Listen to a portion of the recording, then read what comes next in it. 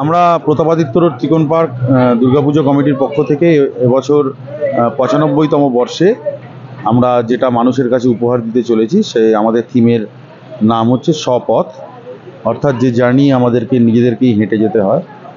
তো সেই জার্নিতে আমরা পুজো ক্লিজকে সাথে পাবো এবং আমরাও সর্বতোভাবে চেষ্টা করব যাতে পুজো ক্লিক্স আরও বড় হয়, আরও বেশি মানুষের কাছে পৌঁছয় এবং আমাদের মতো নানান ক্লাবের সাথে একসাথে যাতে আমরা এই দুর্গাপুজোকে নিয়ে এই পথ আমরা যাতে অতিক্রম করতে পারি, মানুষের কাজে লাগতে পারি। কারণ আমরা একটা গ্রিন ইন্ডিয়া বা গ্রিন এনভায়রনমেন্টের জন্য কাজ করছি।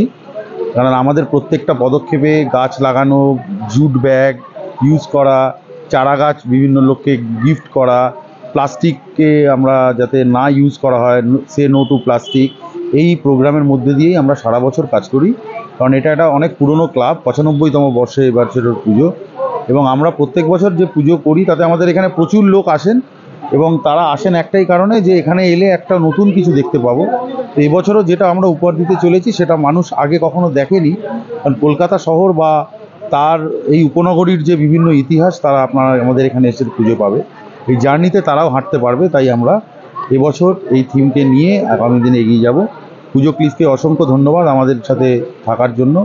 আমাদের থেকে যদি কোনো রকম সহযোগিতা দরকার হয় সবসময় আমরা তাদের পাশে আছি। ধন্যবাদ। অনেক অনেক ধন্যবাদ।